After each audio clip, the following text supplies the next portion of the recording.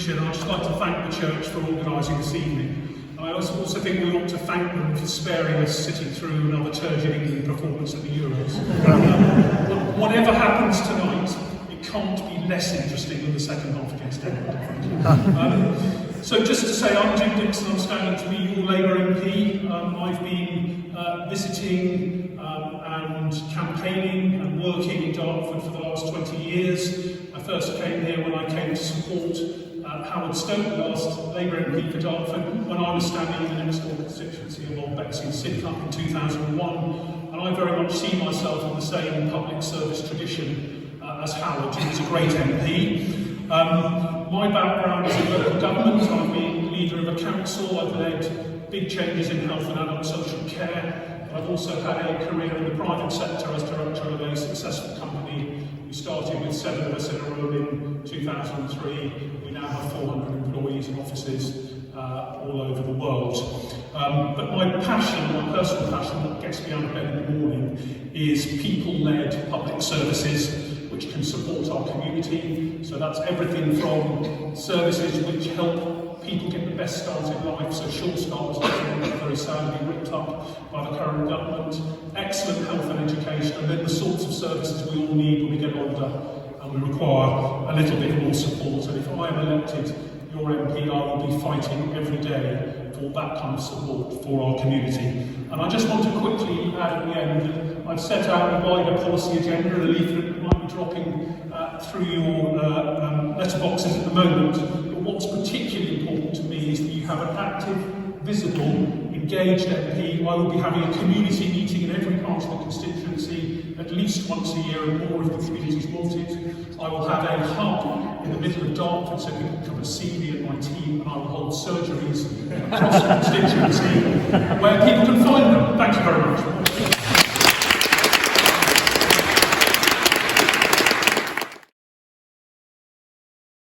In this election, which is, do you feel better off than you did 14 years ago or not? And knocking on the doors of residents in Dartford over the last year, the answer is a palpable no. And I'm afraid people can't avoid responsibility for that. And Gareth, much as you do really good work locally and you're a lovely guy, you fully supported Liz Truss when she crashed the economy 2 years ago.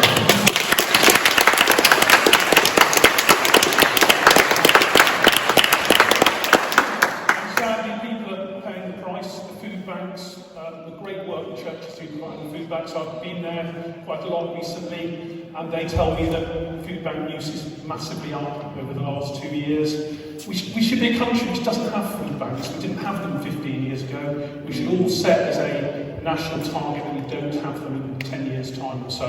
And we need some practical things which will help families with cost of living. So we need to bring down the cost of energy, and we'll help to do that by creating Great British Energy. We need to reduce food prices. One of the ways to do that is to renegotiate the terrible Brexit deal that the government did, which creates barriers to food coming in and out of the country and puts prices up. We also need to support families with some sort of simple measures which can be funded, like free breakfast clubs in primary schools. And let's keep mortgage rates down. The average Dartford resident is now paying £320 a month more as a result of interest rates being hiked when the economy was crashed. And we as a Labour government have learned lots of lessons from the past, but a particular lesson we've learned looking at this government is you need financial stability, and you don't take risks with the economy. And one other final thing I think is worth noting is that taxes, sadly, are higher than they've been for 70 years in this country. And we're saying very clearly, whatever else may happen to the taxation system, we will keep taxes on working people down, so we'll make sure the basic rate of income tax, VAT and national insurance are not risen, are not raised in a way that would hurt working people. So I think the issue for this election, just ask yourself the question, are you worse off than you were 14 years ago? And if the answer is yes, we need to change it. I would say that the view of Dartford residents about the NHS can really be summed up in 7 words. We simply can't go on like this. We have Darren Valley, a great hospital, under-resourced, not able to cope with the numbers of people in the area. We have 26,000 Dartford residents waiting for treatment. We've got 34% of those waiting more than 18 weeks for treatment. It's pretty much impossible to see a GP, and certainly impossible to see a GP face-to-face. We all know the 8 AM scramble, where you're frequently unable to get any sort of appointment. By the way, we've got a plan to end that, and it's costing. But we've also seen some other appalling statistics with the NHS. In 2010, the 95% in 4 hours in A&E target was met. It was just about met for the first couple of years of the new government. It hasn't been met since 2015, and a report came out this week that 12 hours in A&E is becoming the new normal. And if you've got cancer, if you're unlucky enough to get cancer, the 2-week referral to treatment time for cancer hasn't been met for 10 years. It was being met in 2010. But I have to say, don't let Gareth and others make you feel that this is insoluble, no one's got the answers, it's all going to be difficult for anyone. When Labour left office in 2010, waiting lists were at the lowest level they've ever been in the history of the NHS, and satisfaction rates were the highest. And that was after we had to fix the NHS, which had fallen into a terrible state in 1997. We as a nation, we can do this. We can make this better, we can get the NHS back on its feet. It's going to be a long haul, because we're not being left with any money. It's going to be a long haul, but with bits of investment, with reform, and with us all working together, we believe we can make the NHS better. And I think the real question you need to ask yourself is, who is more likely to address the problems of the NHS? Is it the party that created the mess in the first place? Or is it the party that sorted out the NHS last time it got into this sort of state? We need solutions, and I think the number one solution is one that's sort of been promised all times, the sort of Santa Claus has sort of promised to kind of visit at Christmas, which is the Lower Thames crossing. 14 years, it's not been built. £800 million has been spent. There's not a single spade in the ground yet. Over here, the planning's been delayed yet again until October. So one pledge I give to you is if I'm elected an MP, on day one I'll be straight into the Department for Transport and saying we need that Lower Thames crossing now. It needs to be a major part of the government infrastructure plan. I think we also need to find alternatives to the road. So, we've got to free up traffic, we've got to fix the potholes, we've got to make driving in Dartford a humane experience again, but we also need to sort out other forms of transport. And I'm pleased that the Labour government, if it's elected, will be taking South Eastern and other rail operating companies back into public ownership, so we can have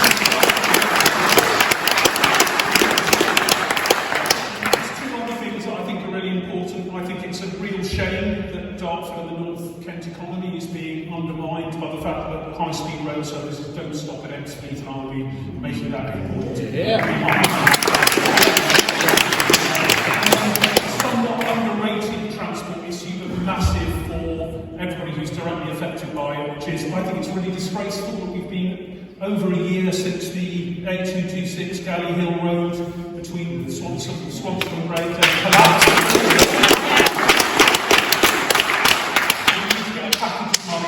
Together for that as well. ULEZ. So ULEZ is clearly something which has significantly affected people in Dartford, and I think that is something that needs to be fixed. My problem with ULEZ was that there wasn't the right sort of scrappage scheme. We didn't have the jurisdiction to fund scrappage in areas just outside London, which would have been Dartford, and the scrappage itself wasn't high enough. And my view is, the sorts of schemes that we see with ULEZ, where we are trying to transition to better air quality and a greener economy, we need to have what I think of a just transition, and that's a transition which doesn't fall most heavily upon those who can least afford it, and that's the problem with ULEZ. So we need to see ULEZ fixed. We need to not throw away the principle of trying to get to a greener economy.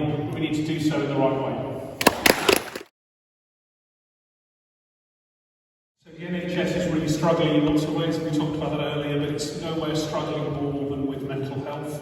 There's no prevention agenda, there aren't enough mental health staff, local authority, community mental health teams haven't got the money or the capacity to recruit the people needed, and it's a really appalling situation for people. And can I just say one other quick thing that isn't directly about mental health? I have to say, campaigning in Dartford over the last year, I have never seen such a tidal wave of human misery as I've seen from parents of children with special educational needs in this area.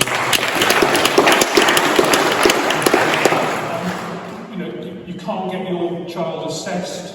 When the child's assessed, you can't get proper facilities in schools. Schools feel that they haven't got the money to provide the sort of specialist support they need. The specialist schools barely exist, or where they do exist, they haven't got enough funding. We've got a sort of two-tier problem. We've got a government not funding Kent properly to do the job it needs with the schools, and that really needs sorting out. On mental health, I'm glad to say the Labour Party is committed to recruiting 8,500 new staff to treat children and adults, and that's by the end of our first term. There will be those additional mental health staff, and we will also set up a series of what we're calling Young Futures Hubs, which is where young people who are feeling anxiety, are feeling the early stages of potential mental distress, can go and get the kind of early intervention that actually stops them needing CAMHS services down the line. And the other thing that I think is a really urgent priority for mental health is the mental health legislation is about 40 years out of date. It particularly doesn't deal well with people who are suffering from health inequalities. So I have to say I have seen lots of people from African Caribbean heritage not get the right intervention from the mental health service, and actually end up their first mental health intervention is often at the hands of the police, because nobody's actually giving them the support that they need before it reaches that level. So health inequalities are really written into the way we do mental health in this country, and that's something I will be a champion for in this borough. So lots to do, lots of investment needed. It's going to take 4 or 5 years, but the prize at the end of it is a mentally healthier nation, with particularly children and families who are flourishing and achieving their full potential. Thank you very much. This is an issue which I think we all need to handle with great care. We need to respect each other's views on this. They're very deeply held views on all sides of the debate, but I am very pleased that the Eleanor Foundation is mentioned in the question, because they do a brilliant job with palliative care and with supporting people through their final days. But I personally, at the moment, when I'm on listening mode, I do favour a debate in Parliament and a vote on whether the law needs to change.